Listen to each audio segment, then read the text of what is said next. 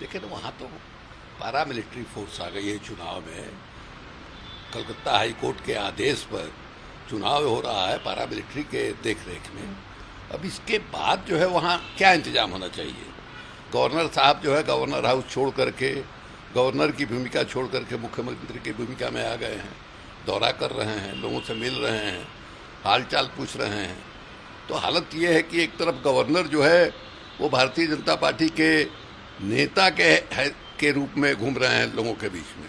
दूसरे Calcutta high court ने भारत सरकार को आदेश दिया है कि साहब पारा मिलिट्री फोर्स यहाँ डिप्यूट कीजिए चुनाव के दरमियान, वो भी डिप्यूट हो गया। उसके बाद जो है क्या शिकायत है भारतीय जनता पार्टी के लोगों की, ये बात जो है समझ में नहीं आती है। जबकि ममता बनर्जी बार बार इसको कह रही है कि नहीं साहब, मैंने जितने लोगों ने नॉमिनेशन फाइल किया है, 2 लाख से ऊपर लोगों ने नॉमिनेशन फाइल किया है, उसमें 82,000 नॉमिनेशन जो है टीएमसी का है, बाकी सारे जो है अपोजिशन के लोग हैं। तो अगर इतना वायलेंस है और इतना ममता बनर्जी के पार्टी का दबदबा है, तो अपोजिशन के इतने लोगों ने चुनाव में नॉमिनेशन कैसे कर दिया। इसलिए है ये सही बात है कि बंगाल में हिंसा का एक इतिहास है। ये वाम मोर्चा की सरकार थी, उस समय से चला आ रहा है। लेकिन ऐसा लग रहा है कि भारतीय जनता पार्टी जो है अतिरंजित करके ममता बनर्जी की सरकार को बदनाम करने के लिए ज्यादा हल्ला कर रही है, ज्यादा शोर मचा रही है। जयराम रमेश ने कहा है कि 10 जून से 10 अपोजिशन पार्टी मणिपुर की प्रधानमंत्री से मिलने का समय मांग रही है, पत्र दिया, लेकिन अभी तक उनको मिलने का समय नहीं दिया गया। और मणिपुर की क्या स्थिति है जब देखिए हम लोग के प्रधानमंत्री जी अद्भुत हैं। मैंने एक तरफ तो वाचालता है उनकी, इतना बोलते हैं कि सुनते सुनते कान जो है थक जाता है। लेकिन जो बात, काम की बात लोग सुनना चाहते हैं, देश उनके मुंह से सुनना चाहता है, उस पर वो मौन धारण कर लेते हैं। जैसे चीन के बारे में उन्होंने मौन धारण कर लिया। सीमा के अंदर आकर के पक्का कंस्ट्रक्शन जो है चीन कर रहा है, उसके बारे में कभी उन्होंने मुंह नहीं खोला। उसी तरह से मणिपुर में लग ही नहीं रहा कि वहाँ हिंदुस्तान की सरकार है, एकदम गृह युद्ध की स्थिति है। मैंने लाखों गोली चोरी हो गई, 3-3.5 सोफिस्टिकेटेड आर्म्स जो है मैंने हथियार खाना से जो है चोरी हो गया। 100 से ऊपर आदमी मारे गए। करीब 1.5 महीना 2 महीना हो गया, पिछले 3 मई को शुरुआत हुई थी और आज तक वो मामला जो है जारी। ये वहाँ की हालत है। होम मंत्री, गृह मंत्री का पता नहीं है। प्रधानमंत्री से लोग मांग कर रहे हैं कि भाई मुंह खोलिए, लेकिन प्रधानमंत्री के मुंह में दही जमा हुआ है। मैंने सब कुछ बोलेंगे, लेकिन जो बात जनता सुनना चाहती है उनके मुंह से वो नहीं बोलेंगे, उसको छोड़ करके बाकी सारा कुछ बोलेंगे। ये हालत है उनकी। कैसा प्रधानमंत्री है भाई, शर्मिंदगी का एहसास भी नहीं होता है। बॉर्डर का इलाका है, उस इलाके में इस तरह से उपद्रव हो रहा है, लगभग गृह युद्ध है। ये साधारण लड़ाई नहीं है, गृह युद्ध वाली स्थिति है। और आप चुपचाप बैठे हुए हैं साहब। पारामिलिट्री फोर्स के रहने के बावजूद भारत सरकार के मंत्री का घर जला दिया। वो खुद कह रहे हैं कि दूसरी दफा मेरा घर जला है, बहुत मेहनत से हमने घर बनाई थी।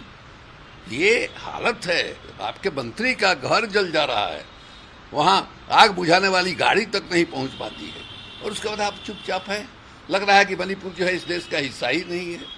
इस तरह से आप व्यवहार कर रहे हैं। टीएमसी कह रही है कि पारामिलिट्री फोर्स बुला ले चाहे कुछ कर ले, बंगाल की जनता टीएमसी को प्यार करती है और 2024 में बीजेपी को बाहर करके दिखाएंगे। अब देखिए वो तो आगे की बात है। अभी जो है जो चुनाव हो रहा है, ये चुनाव तो कम से कम शांतिपूर्ण ढंग से खत्म हो जाए। उसके बाद 2024 में क्या होगा ये बाद में देखा जाएगा। 2024 के तैयारी के लिए 23 तारीख को ममता बनर्जी जी को पटना ही आना है। तो यहाँ जो है स्ट्रेटजी बनेगी कि 2024 की लड़ाई जो है कैसे लड़ी जाए।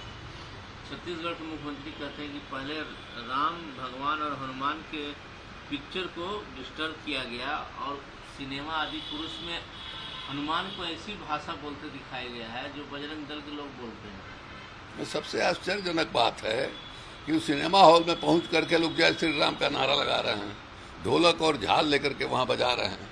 ये दृश्य जो है दिखाई दिया है। ये गजब अद्भुत पार्टी है, अद्भुत पार्टी है, अद्भुत प्रधानमंत्री है, अद्भुत गृह मंत्री है। और प्रधानमंत्री जो है जय बजरंग बली का नारा लगा रहा है। इसके लिए आपको जनता ने नहीं चुना है। आप मंदिर बनाइए या और कोई पूजा स्थल बनाइए, इसके लिए जनता ने आपको प्रधानमंत्री की कुर्सी नहीं सौंपी थी। आप भूल जा रहे हैं कि 2014 में आप प्रधानमंत्री बने थे तो देश की जनता के सामने आपने क्या वादा किया था।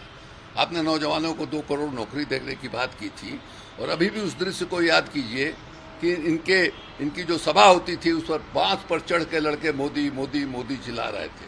उन मोदी जी का क्या हालत हुआ कि अभी 4 दिन पहले 70,000 नौजवानों को उन्होंने अपॉइंटमेंट लेटर दिया, और देश के 33 जगहों पर अपॉइंटमेंट लेटर माना गया। कहाँ 2 करोड़, कहाँ 70,000, वो भी मेला लगा के मैंने 33 जगहों पर जो है बांटा गया। ये स्थिति रही है, प्रधानमंत्री की ये हालत रही है। ऐसा प्रधानमंत्री देश को मिला नहीं है कभी।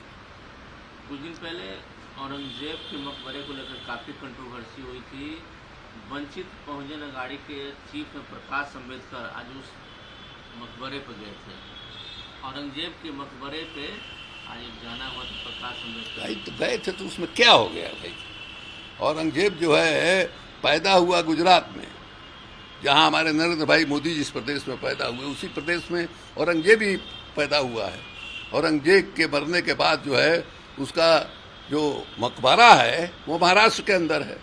और सबसे ये की बात है कि जितने मुगल राजा हुए हैं सबका मकबरा जो है शानदार ढंग से बना हुआ है, लेकिन औरंगजेब का जो मकबरा है मिट्टी का बना हुआ है। उसने बजाबते लिखा है कि हमारे मकबरे में शान शौकत कहीं से दिखाई नहीं देनी चाहिए।